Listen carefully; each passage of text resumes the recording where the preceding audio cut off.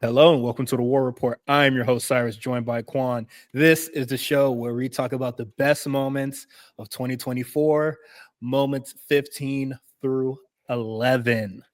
It's been a great year for wrestling, honestly. Top to bottom. It started out kind of rough in January, kind of set the tone a little bit, but I feel like we had a lot of great moments to just, you know, finish out into what's going to be a really strong next year, honestly. Yeah, 2025.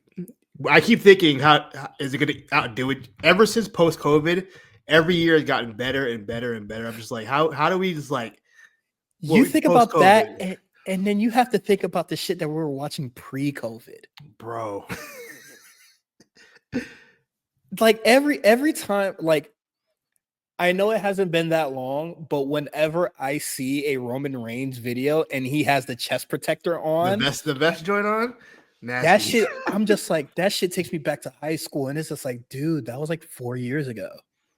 Yeah, Like 5 years every ago. time I see that dog food video where they're pouring on Baron Corbin, I'm just like, damn, I wasn't even like 21 yet. And it was like, dude, that was like only a few Damn. years ago, bro. Like, yeah, post COVID has like honestly been up from there. And honestly, I think there was a lot of fun stuff happening during COVID, but this is 2024. And the first thing That we're it going to is. talk about is moment 15, Gunther winning the World Heavyweight Championship at SummerSlam. Do some nefarious means. A certain FXXXX. Real betrayal, bro.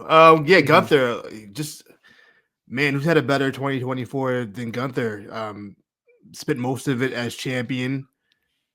Um, more days than not champion, and just like and he's improved and evolved and upgraded to such a level in just the last Mhm. year alone. Promo wise, character wise, he knows his character. He knows like even the look. He got a whole new look now. He comes out with some fly shit on. Like he just like he's become the complete superstar. And I think just him holding the world heavyweight championship just kind of puts it all together in a bow. Like this guy, he's really just had a standout 2024. Yeah, and you would say like, oh, who's had like a better 2024 than him? And I'm just thinking like he's having a great year with alongside, other raw pillars, CM Punk, Drew, um Cody, but Seth Rollins. they did the little switch over. But he was all Yeah, raw for a minute. yeah, he was on the Raw for like half the year. If you're gonna Yeah, be right. real. Sami Zayn, Chad Yeah. Gable, and like you said, he's been champion more than not champion, and I would say his WWE career, Yeah. because like he came in UK champion forever. Um, came into his NXT stint. Like, what is he? He was only there for like 4 months, and then Champ. he was on the main roster and was the IC title champion, and then he was that for Haram number, and then spent what is it? Probably only like 3 months as not champion, When did he lose and it? then won it. WrestleMania? So that's He what, loses May, at June, WrestleMania, July. and then he wins it at Yeah, SummerSlam. So it three was like three about three months. months. Yeah. He Insane. gold gold misses Gunther. Like That's that's it. what it is for real. But yeah, no, I feel like he's done amazing so far in his year, and we're gonna see what really happens during Mania time. I really want to see what he's gonna be doing at Mania. He's very much a staple on Raw. I don't know how much that might change. Once the Netflix switches over, because they're already talking about bringing Roman Reigns over, Cody, Seth and Punk. Bloodline, Bianca, I'm just like, everybody might be on SmackDown gonna be Raw, bro. something. Yeah, SmackDown be something, and for sure. it could be Gunther's time. They're gonna add that extra hour, so why the fuck not? Absolutely. All right. So next moment we got moment 14, the TNA partnership with NXT, bringing in Zachary Wentz. They brought Trevor Miguel over, Rosemary over. Jordan Grace over, and then main eventing an NXT show history, Joe Hendry. Could you imagine at any point during your wrestling fandom thinking a TNA superstar would main event a WWE pay-per-view? I would say you're crazy. That would never happen. That just shows how wild 2024 is. Yeah, Like, the wrestling landscape is changing, and I think it's really nice that you know, TNA is like you know, they're not back on top, but I definitely think that they're hitting their stride in a very in a good way. Um this is their best and year in a long time. yeah, and this them collaborating with TNA, you know, we're having people come over, but we didn't even talk about who went over, you know, Wendy Chu, Soruka, Izzy Dame, Ariana Grace, like No quarter catch crew. We have that. Yeah, oh yeah. it's been a mutual um Yeah, relationship. it's been really cool. I'm looking forward to see more of it. This is very reminiscent to me of like when NXT used to send a lot of people over to Evolve, Street Yeah. Profits, um, Man That Shall Not Be Named, Austin Theory, you know, all sorts of cool stuff like that. And you know, they're working, you know, they're playing nicer than usual in the previous years. You know, you're getting Carmen Petrovich on Bloodsport, you're getting Shinsuke going back and forth to Noah. Like I think this is really cool. I think TNA and NXT are doing some really cool stuff. You know, it's cool to just take and learn from one another. I'm looking forward to seeing more people just go back and forth. I think I'd like to see some main roster integration in that too. I would love to see maybe a yeah. TNA guy or girl go up on the main roster, or vice versa. AJ Styles go back to TNA for a match or two or something like that. I think I wouldn't even have that. what is it? The AJ Styles thing, he was just like, I'll join the TNA Hall of Fame when I retire. Not now. And I was just like, what's the Fair enough. difference? But no, I would absolutely like to see more of that. I would like to see more of TNA's main eventers like come over. You know, we had Jordan Grace come by, you know, she was the top of the In the women's Rumble. division at the time. Oh, and yeah, she was in the Rumble too. That really paved the way for that. And I feel like somebody that really paved the way, probably in secret, Naomi, when she came back. Yeah. She came back, spoke to Triple H, was like, "Oh, how you been?" And I was like, "Hey man, there's some shit over there in NXT. I mean, at TNA, y'all might want to take a look at that." So that's really cool. I'm enjoying it a lot. I would like to see a lot more people just back and forth go over. It doesn't really have to stop with like Jordan Grace and them. Next, moment 13. We got Bryan Danielson winning the AEW championship at All In. Bryan Danielson having the AEW championship is a long time coming. I'm mad I waited this long for this to happen. Like this is an undisputed GOAT. And then this is just another feather into that cap of you know, his career. Yeah, just a way to really cap off his full-time wrestling career. Like you said, he's the GOAT. He's my GOAT for sure. He's my number one wrestler. He surpassed Shawn Michaels a while ago for me. And yeah, you know, I thought his full AEW run wasn't exactly what I desired. And unfortunately for fans of Brian, sometimes he's a little bit too unselfish at times. When I'm sure they probably wanted to put that championship on him a long time ago, and he just kept refusing to put other people over. But at some point, it had to give, and he had to have that championship at least once Like before his time. Brian, In front of their biggest crowd of the year. Brian is burdened with being one of the greatest wrestlers to ever live. Yeah.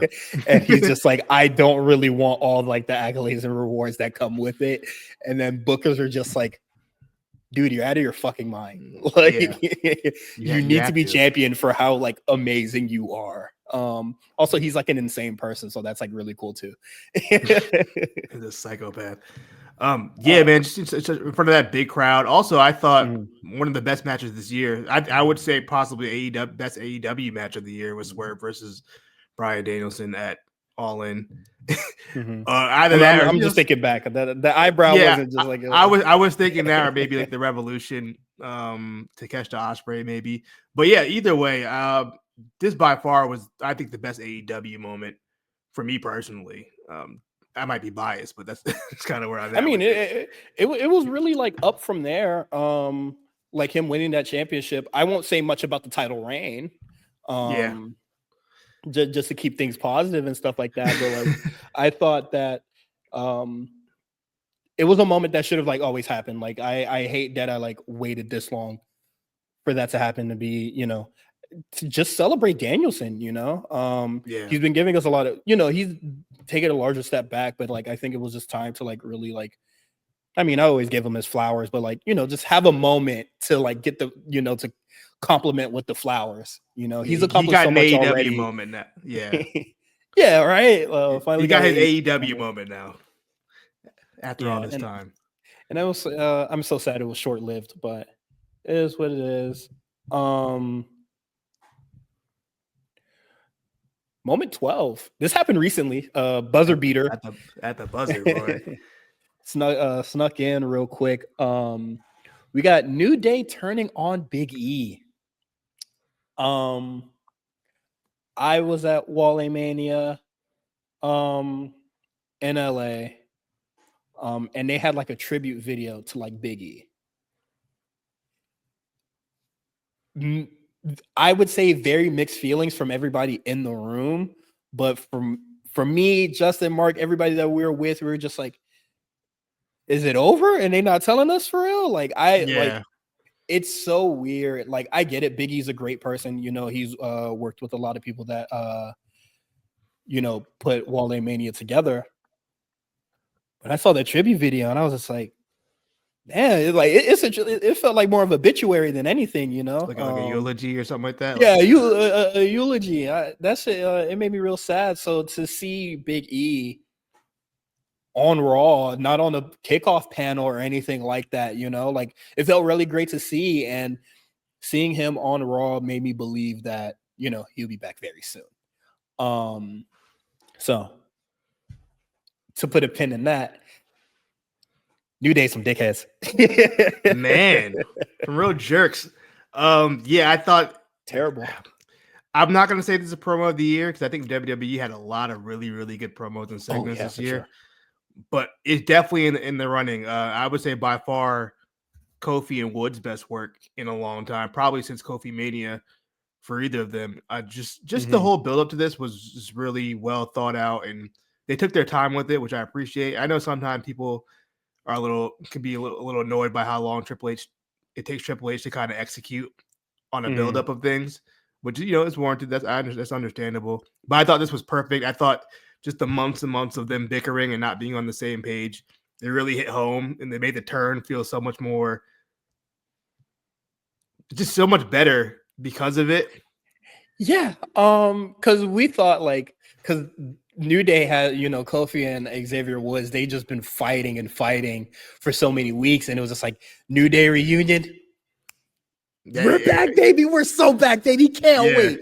Just a couple weeks now, and it was probably the worst possible outcome for all things. Yeah, no, that whole moment was like kind of like gut wrenching and stuff like that, and what do you think is to come now? Because before, the real problem with New Day is that they did not get along. They weren't getting along. But now that they're getting along with mutual hate for Big E, United by hate is a hell of a way to be united. yeah. So are we gonna see the New Day of old? And I mean in that way of just like winners.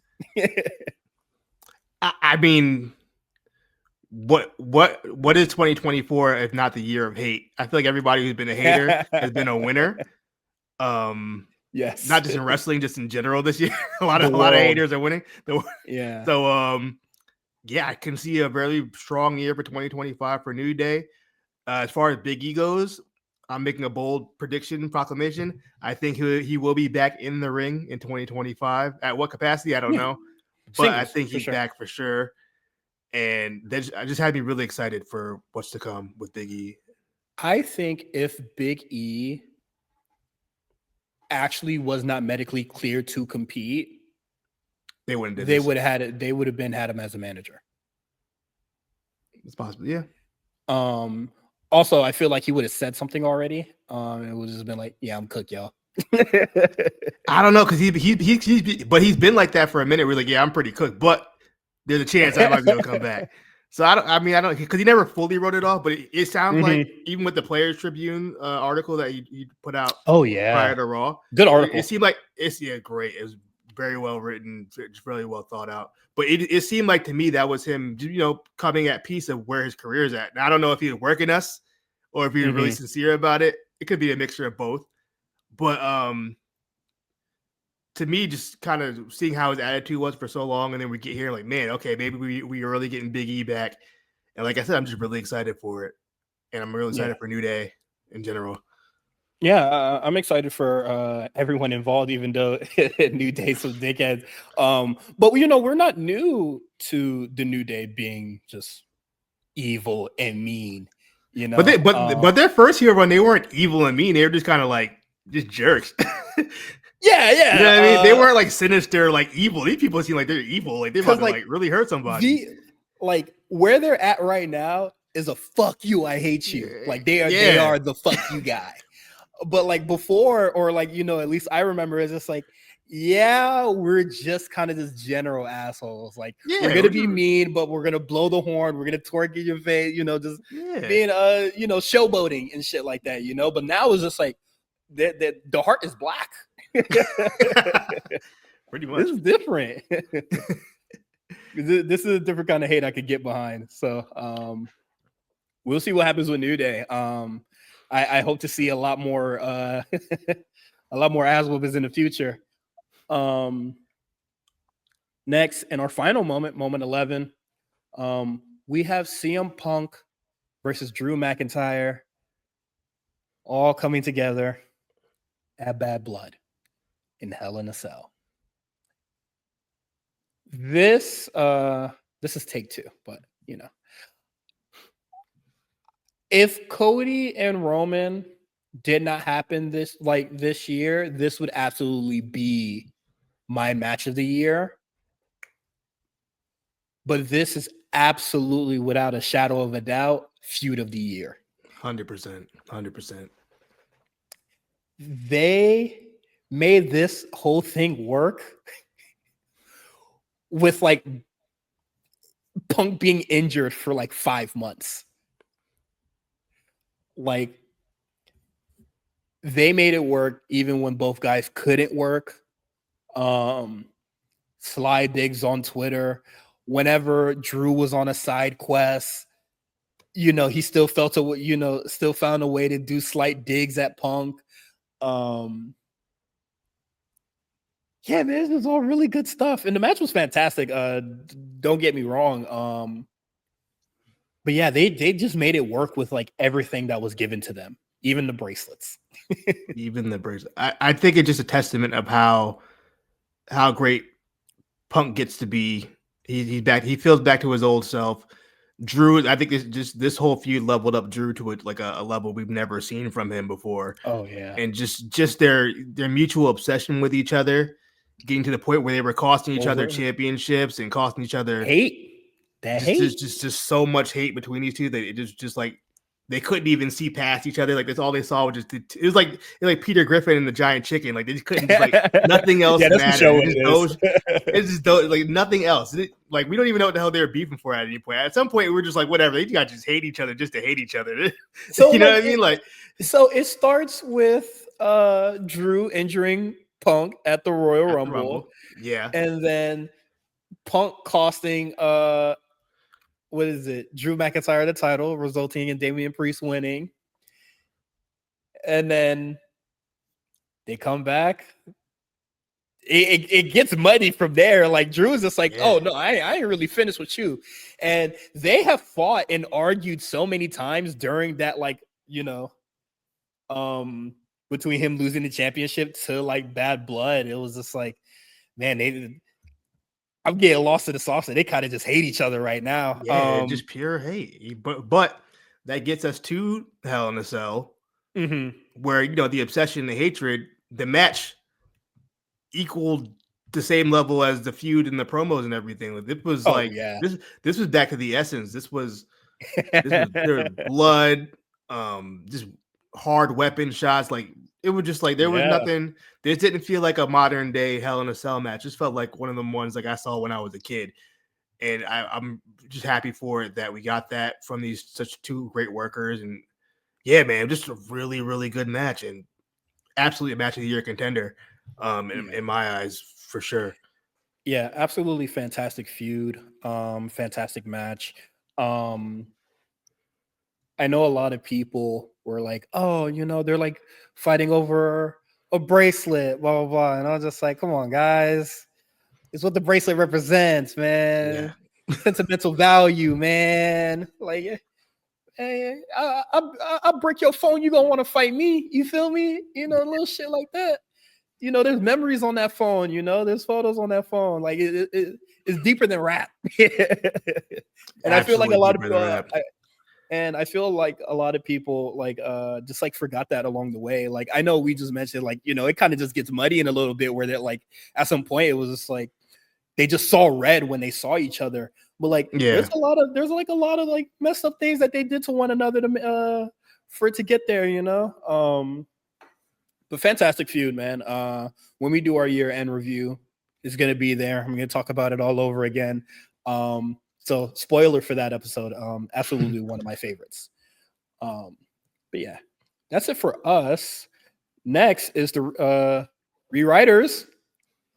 I believe they're doing I believe 6 was 10 10 like through 10 to 6, 10 6. to 6.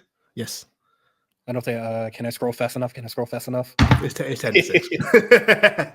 Yeah, it's 10 to 6. Okay. So shout out to the rewriters room. I'm mad we don't get to talk about number 9 because that's also probably one of my favorite moments of this year. For sure. Yeah, just caps off everything that's 10 and 9 was really cool. But thank you guys. We'll see you guys next year, man. There's so much great wrestling to be had in the following years, and the future's looking a lot brighter. So For stay sure. tuned, stick with us. Peace.